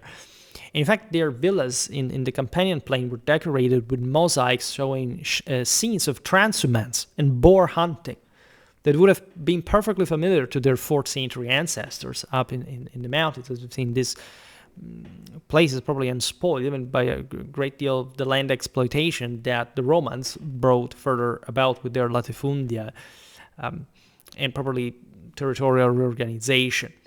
In the highlands, the old hill forts were abandoned for valley-bottom towns, but the great sanctuaries continued to receive offerings. This is very interesting, because essentially the hilltops were demilitarized by the Romans that, again, brought the markets down. And in part, this already existed because, especially as the Samnitic League was sort of fragmented among these tribes, of course, the leaders were actually close to the same sanctuaries. They had their palaces there, so it was together with probably a sense of the sacrality of the rule. And so the Romans preserved that, but on their own terms, with their own magistrates, and they bring sort of the Samnites down from where they had been. They wipe out the top. We know that Pietra Abbondante, for example, was still active under Tiberius, and the rural shrine at Schiavi d'Abruzzo yielded a hoard of Augustan and Tiberian coins buried together with a bronze statuette of Hercules in distinctly Samnite style. This is really extraordinary. So this is the history that we know. But back to the what if, which is very strange, like for Schwerpunkt. It's not like I can't do what ifs, but as you know, I don't think they are useful, so I never done them. Here it's just for the sake of, a broader military vision on this, and that's why, in fact, this video is a bit sui generis as far as the broader architecture of the saying is concerned. the picture that emerges in case, instead of an alternate reality in which the Samnites managed at least to thwart the Roman attempt at hegemonizing the Italian peninsula, is a federated Italy. We already said it. Very solid and cohesive internally, and perhaps somewhat less inclined, in fact, than Roman Italy to expand outward aggressively, even though it would have likely happened. Yet certainly a very tough nut to crack for anyone who tried to attack it, by the way, because here we don't have to digress on the Punic Wars. It's obvious that the Schwerpunkt of Hannibal was properly breaking, was political, was breaking apart the Romano-Italic Confederacy. And the Samnites were the candidates for this. But imagine, in fact, like in that sense, during the Second Punic War, the Carthaginians had already been beaten from the first one. The Romans dominated in a broader sense, so it took just a leader like Hannibal to almost succeed in breaking that Roman hegemony. But also in that sense, imagine an Italy on the defensive, which is never like a great option in a broader strategic sense, but still, like, the Carthaginians did not have the demographics, the manpower to conquer such a highly populated and developed place that was keeping to develop. There would have been perhaps some broader political weakness due to the sort of coalition rather than sort of a more solid confederacy. So with all the premises preserved, and Italy unified by the Samnites would never have become the center of a vast Mediterranean empire, or at least may have, but maybe not to the extent, well, very likely, to say the least, actually, not to the extent that Rome did. Also because it would have probably never have known those disorders, that extreme social inequality and that political instability, which found their own logical conclusion in the monocratic rule of an emperor, right? The Italians, including the Samnites, were, again, pretty well off. They were actually the richest people on earth per capita, but still with massive divides, as you know, in the essentially first oligarchic during the so-called republic, and then monarchic once again principality in the empire. So this was admittedly an issue that many other peoples had. If you look at the pre-Roman Gauls, they had already been turning towards the fact of a proto-feudal system. There was a massive inequality.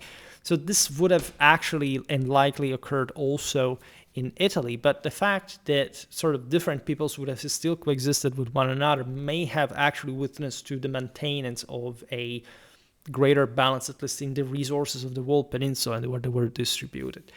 The Etruscans had a very unequal society, for example, but very unequal, like the Romans in comparison have a very evenly distributed wealth in many ways. Instead of the idea of empire through conquest and centralization, which were never even this, again, only oppressive or actually centralized system. Again, Rome happened for a reason, and so any forcing of a socio-economical, oh, look, this was unequal. What were normal societies in the world at the time? Actually, Europeans in this sense, and Romanity included, had actually some of the greatest levels of wealth distribution that in the world. Actually, this was a European prerogative, and the Roman system could have not happened, in fact, had it not co-opted these other people. So it's another story, right? So we shouldn't be blinded by the sense, oh, the Samnites were sort of the Robin Hoods of the situation. That's absolutely not. It were actually incredibly brutal, and we tend to sort of underappreciate this just because they lost. Never commit that mistake. But in this sense, what may have spread across the world, perhaps through a Samnitization of the alliances or a tendency toward looser expansion of borders via confederation, was the idea, again, of federation of autonomous states respecting local freedoms, and with a level, however, also of urban development at that point. It was maturing at that point. In this sense, municipal organization that may have been, in fact, a much more, at least probably the heterogeneous but relatively remarkable system to see, right? We know that the Roman uniformity of civic order with the munus, with the right to vote and to participate, it's something that actually these peoples shared in embryo. So when you look at some sort of Italic confederacy as opposed to a Roman one, we Romanly dominating one, we would have seen probably just also a lesser organized system. It would be saying here, and that's eventually how they declined and early, and it would have not seen that the push, probably the tidal wave that Romanity brought with a completely different idea of transfiguration, of the sense of probably manumission and emancipation or redemption and transcendence that none of these peoples could have wielded without the empire. And they actually all believed in the empire themselves in their own way. So this is true for any other people out there. Just the Romans did it best. And so there is something to learn from that as well. And so for how undeniably suggestive what ifs are, they're mostly like, highlighting the unreliability of the fantasy, right? The idea of a less aggressive and more egalitarian Mediterranean culture, it's difficult to see that. If this had been so successful, it would have surely had the means to conquer, to expand. No other people was simply like, I don't know, we have to behave like this. It's a modernistic and secularistic illusion, right? We can appreciate, however, how inspiring the attachment to independence and autonomy was for the Samnites at the moment of the Roman conquest, the attachment to individual liberty, and even a degree of economic equity, so not equality, through shared pastures and resources so dear to the Samnites. And Rome, in that case, would probably not be the capital of Italy, or at least it's a possibility. And one can be even more provocative, and it's probably even less likely to think that perhaps Bovianum would be,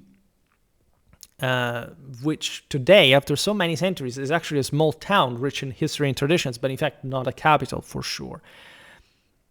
And there is actually a primate that Bovianum has, but more in Boiano, because this is the Italian capital of the Fior di Latte, that is the excellent cow's milk mozzarella produced there and exported all over Italy.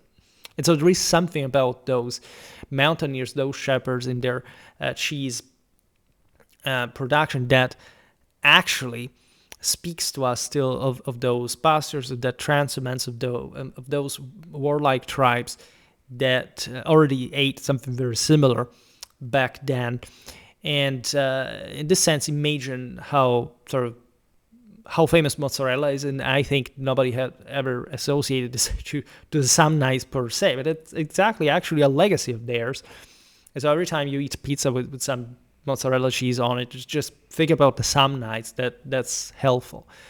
If you're interested, as you know, last year for the New Year's Eve, I made a video about the history of the European sausage. So if you're interested, because those areas where we talk about them, southern Italy had a lot of sausages and a lot of tradition in that sense. That is one of the earliest we can document in history. So you have all kinds of this kind of culinary tradition from those very peoples, with again a remarkably old continuity from those times.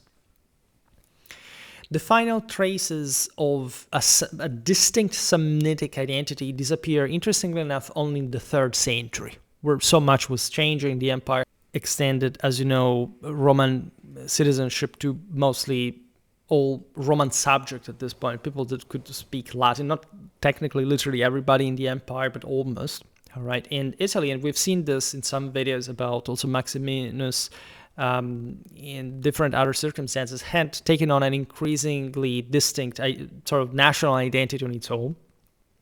The Italians really still were technically the center of the empire, and they had means probably to defend that. The senatorial elites had this vast latifundia straddling sort of different provinces in the Mediterranean itself that managed to successfully oppose themselves to in fact these provincial emperors and their armies that ended up sort of revolting against them. So probably one of the single most difficult thing to understand. I see on X there is an explosion of sort of debates, memes, etc. about Italy, all those things, also about race and all this stuff. And what I'm struck by is how much historical interest there is about this and how little awareness there is about the actual details. People like to mythicize when they're not sure about this kind of histories they have to show that they know this or that, and they want to balance out the judgment because they don't really know where the center really lays. And so actually one of the single most underrated things in this sense is the radical continuity in not just urbanization, archaeological certification, or proper wealth, right? And so the cohesiveness of an Italian background there is largely the one of the ancient Italic peoples and the Romano-Italic Confederacy. We know that the crisis of the 3rd century and the later Gothic wars in the 6th century emptied many mountain villages. They were, however, refilled with Germans, for example. So you have there a pattern that likely had occurred exactly in the time of the Italic migration, the last tidal wave, the bigger one, as we've seen between the 2nd and the 1st millennia BC, because it seems that the peoples that we call as the Italics later were in fact agglutinating, like before the migration, in the same exact spots where the later Ostrogoths and Longobards did. They're roughly around sort of the Pannonian Basin, the Balaton Lake, to enter Italy. And it seems that the earlier groups came fundamentally from there. So it's incredibly fascinating. It's as if it was just like a continuity of Indo-European migrations that actually refilled these Apennine stocks that are distinctly, in fact, sort of fairer than the Mediterranean coastlines, even though they're pretty close. But still, like if you look at the actual distribution of fair trades, blue eyes, blonde hair, and so on, like it recurs. And some would say, well, because that's the permanent thing, it's a Germanic migration. But actually there is an Italic stock that remained there for a very long time, and that was historically, in fact, expanding along the Apennine ridges, as opposed to the coastal areas that were already populated, controlled by others, and or simply, even when controlled, in fact, because the Italics were, at some point, we've seen also in the video about their early maritime activity, lording over these places. In any case, populated by people who had there were more, and they had a more Mediterranean background. And so, even though the Indo-Europeans had already swarmed across the peninsula at different times, this bulk sort of tended to distinguish itself more from the Pelasgian populations along the coast. So there are some approximations. The truth is that when we talk about late antiquity, we don't know too well what happened. We understand that, for example, that when, for example, the imperial Annona no longer needed wool and timber on the same scale, some parts of those those local communities lost a lot of revenues. But for example, the old pastoral economy to some degree continued, even though it was tied to that. There is a shrinking, but the means of survival remain in that mountainous hinterland. However, in this sense, it was a poor place. It was also evidently not particularly heavily populated. This had been the strength also of these Apenninic populations in antiquity. They had been very strong. Samnites were many, but also because they controlled different areas pretty much all across the board in areas that were also in the lowlands. The uplands had never been fully overly populated. There weren't resources to simply supply, to keep people fed there, unless, in fact, we look at transhumance that in any case entailed going back and forth as it continued, in fact, throughout the Middle Ages as well. And by the time of Gregory the Great, so we are in the late 6th century, we know that the interior of Samnium had become the desolate, quote-unquote, terra di lavoro known to medieval chroniclers, which is technically also not the name that, as you know, a part between sort of Rome and Capua historically would take, that is in the lowlands, in fact, because it's sort of more the agricultural areas. We know that the Samnium's ancient roads were overgrown and its sanctuaries were ruins, right? So the sense is that, of course, there is a wide desolation, especially after the Gothic War. This was true for the entire peninsula, and these areas would have felt the misery more because just local resources were scarcer. Yet even the memory lingered in local dialect and custom. For example, The Abruzzese word for the spring migration or flocks is still tratturo, and the mountain people of the Matese continued to speak of the ver sacrum, the sacred spring rite of dedicating youth in times of crisis, when dedicating children to the Christian saints. And this is fantastic if you think about it, because they were literally just like the ancient war bands were doing. They were devoting themselves to a deity, that the medium of which was their leader, and they sent them out there in the world. And so here, when the children were baptized and they called properly like a saint to their protection, which would have happened, by the way, in this sort of version of baptism that existed, in fact, also before Christianity among the Samnites back in the day, you would have had the same identical dynamic.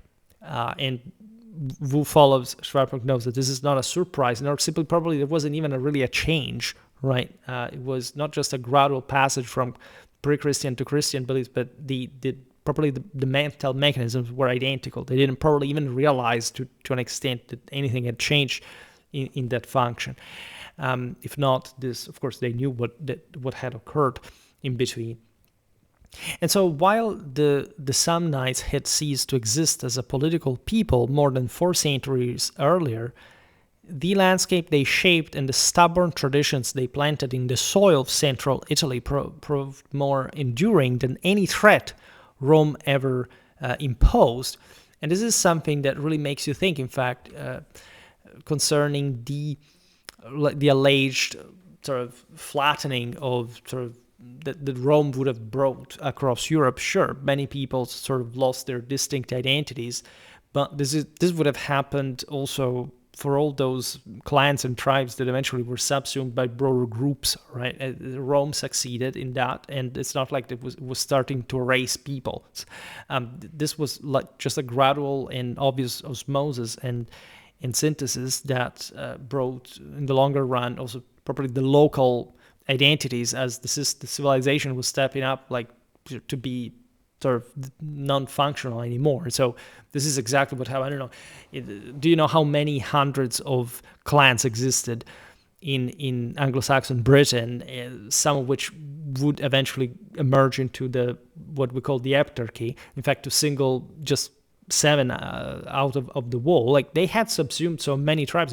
So surely there was somebody who said, "Oh, look, no, the Anglo-Saxons have actually erased, English have erased those groups," and which other peoples did not see that. And when you actually scratch beneath the surface, you realize there is still much there, and that actually the greatest fault there is not of those who came to conquer, but those who from one side could not defend themselves, which is never a good thing, or at least they could but failed, and that also has to make you think why that is the case.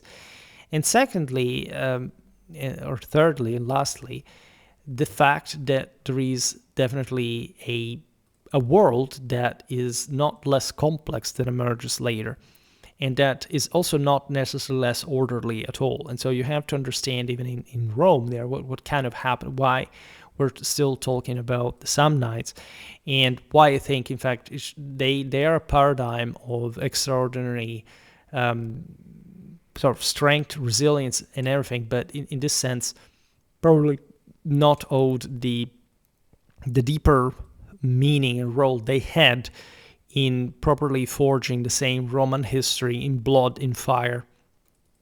And this is something that definitely the Romans had interiorized pretty well by the time they had conquered the world, because after all, they had defeated the Samnites to get there in the first place, right?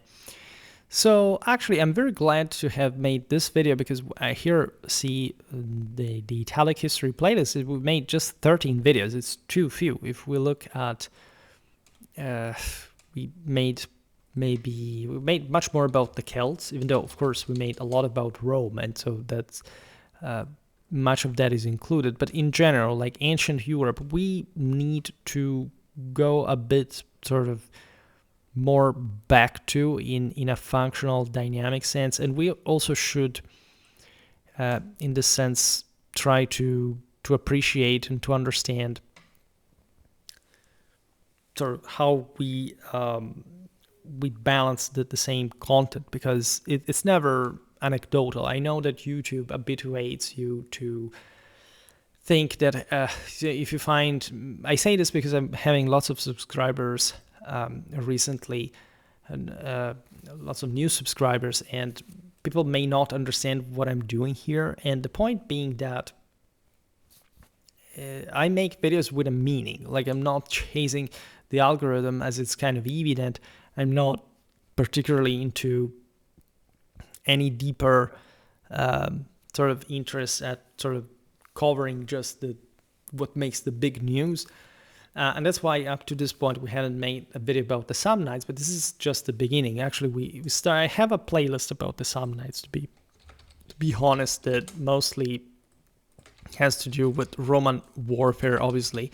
But as we're going to look at the various, no, I don't have it actually. I may create it, because I think here we have more than 3 videos actually about that. But in any case, we are going to make more videos properly on them, on other people's as well. There are lots of fascinating, the Piquentes, the Umbri, the Lucani, etc. Like, there are and other Italian people. So we talked a little bit more about the Etruscans recently, but you understand it's an immense amount of content that we can make about these peoples. And I think I have a playlist on the Etruscans, in fact, or on the Samnites.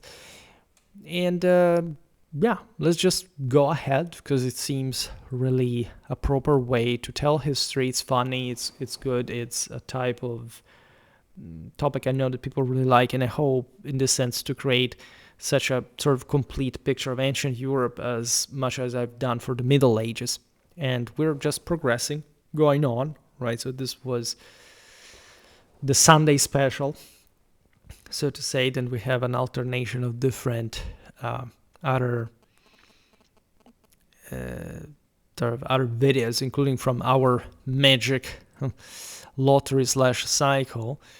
And we have really a lot of interesting stuff to cover next. Sometimes the videos are so long, we have to go really step by step. And there is something incoming, probably, I don't know if next week, but surely the one after, if everything goes well, obviously, about archaic Roman warfare. That is really interesting. And so if for anybody interested in it, in particular, it's something not to miss. And we're gonna see like pretty interesting stuff. For today, however, I stop it here. I just hope that you enjoyed this video. If you did, please share it. Otherwise, leave a like or subscribe to my channel if you're interested in my upcoming content. As always, I thank you heartily for listening to me. I wish you a nice time, and see you next time.